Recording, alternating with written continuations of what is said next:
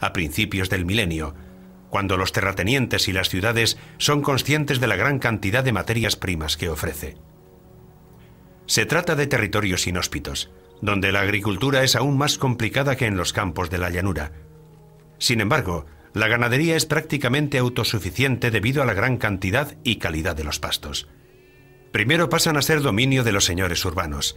Posteriormente, a comienzos del siglo XV, pasan a manos de la República de Venecia. Las zonas montañosas se rigen por políticas administrativas propias y establecen relaciones más o menos estrechas con la idiosincrasia urbana de referencia. En todo el occidente europeo hay zonas más estáticas que otras, donde la influencia de las ciudades es menos intensa.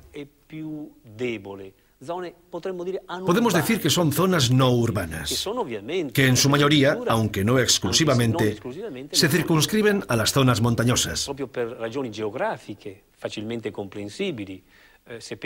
Por evidentes razones geográficas, ya que nos referimos a Europa, estos son los territorios donde se conserva un equilibrio social, un tipo de economía y, por así decirlo, un estilo de vida y una mentalidad muy concreta, ligadas al conservadurismo y también a la tradición.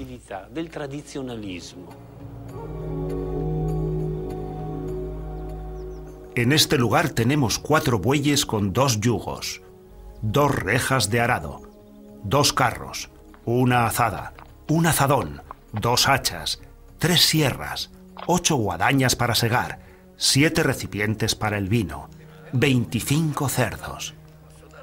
Hemos obtenido 30 carros de heno.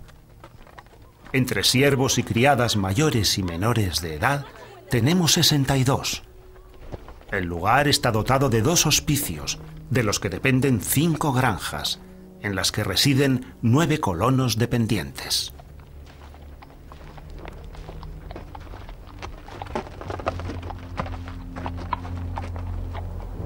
Las abundantes reservas madereras de las zonas montañosas las convierten en una codiciada fuente de recursos que muchas autoridades urbanas intentan acaparar. Tras la anexión a la República de Venecia, el comercio de madera experimenta un fuerte crecimiento, que en muchos casos ejerce una profunda influencia en las propias comunidades locales. Un centro urbano como Venecia, la ciudad nueva por excelencia, que surge de las lagunas, como se ha demostrado recientemente mediante excavaciones en terrenos quebradizos y hondonadas, obligatoriamente debía sustentarse sobre un verdadero bosque de cimientos.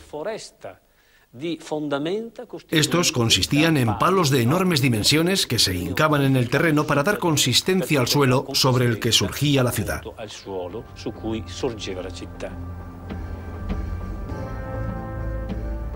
Para aumentar la superficie de las tierras de cultivo y los pastos, se destruyeron miles de hectáreas de bosque. Además, aparte del hecho de que en aquella época la madera era el combustible principal para uso doméstico e industrial, también se empleaba en la construcción de casas, molinos de agua, puentes, instalaciones militares, fortificaciones, muros de defensa e incluso barricas para los vinateros.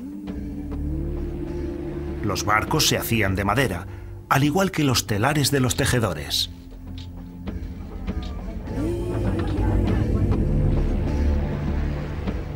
Como vías de transporte se utilizan los cauces de los principales ríos del Véneto, el Adigio, el Brenta, el Piave y el Tagliamento.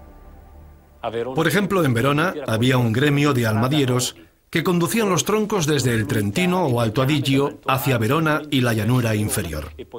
Allí se trabajaba mucho la madera. Leñadores, agregados al transporte fluvial, almadieros, serradores, todas profesiones que jalonan esta corriente económica.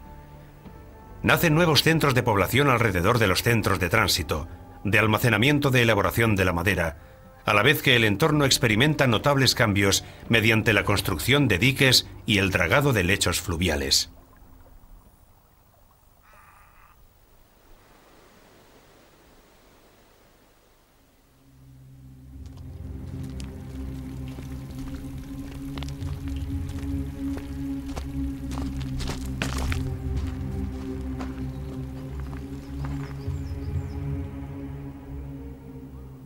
A comienzos del siglo XIV, casi el 80% de la población vive en el campo. Las décadas posteriores se caracterizan por una grave crisis. El hambre, las guerras y la peste golpean a la población y reducen drásticamente su número.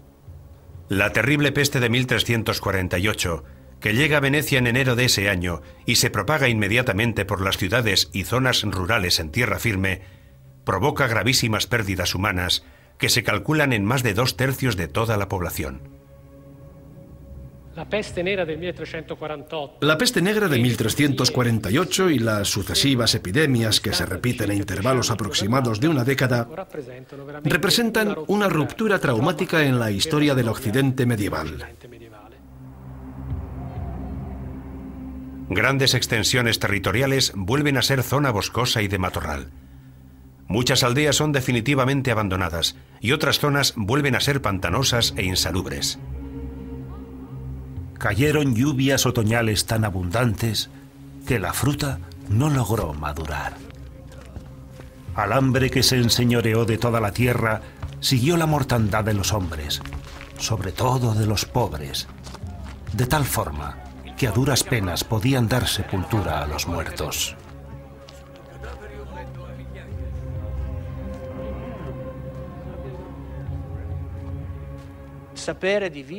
Saber que vives en una zona donde hay una epidemia, pero que la región más cercana es inmune a ella, te genera una sensación de esperanza o una posibilidad de huida. O también puedes pensar que la curación te va a llegar. Pero cuando llega un viajero y te cuenta que en su tierra de origen también se están muriendo miles de personas por la misma causa, pierdes esa esperanza. Esto provoca una desbandada social general, al no existir, en la mayoría de los casos, ninguna posibilidad de salvarse del contagio.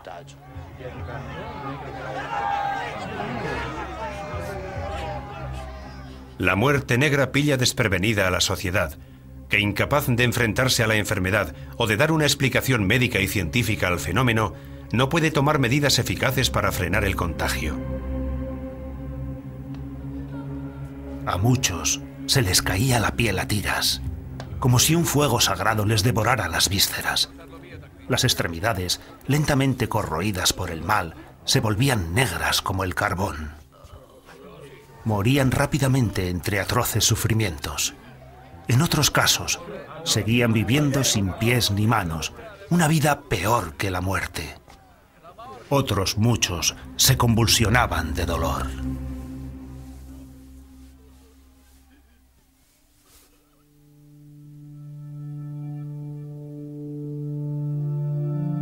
Tan solo a mediados del siglo XV empiezan a recuperarse los campos. Aumenta la cantidad y calidad de la producción agrícola. La población experimenta un fuerte crecimiento demográfico y las ciudades invierten grandes capitales en la tierra. Al contrario de lo que se cree, el campesino es el único que no se beneficia del ambiente de renovación y renacimiento del campo. Su condición sigue empeorando. Pierde incluso los pequeños éxitos que había alcanzado a través de las revueltas populares. Vuelve a ser víctima predestinada del sistema. La unión indisoluble con la tierra, los obstáculos para subir en la escala social, la miseria material que se refleja en la miseria moral, todo ello otorga al entorno rural una sensación de inmovilismo que lleva a refugiarse en las tradiciones y costumbres.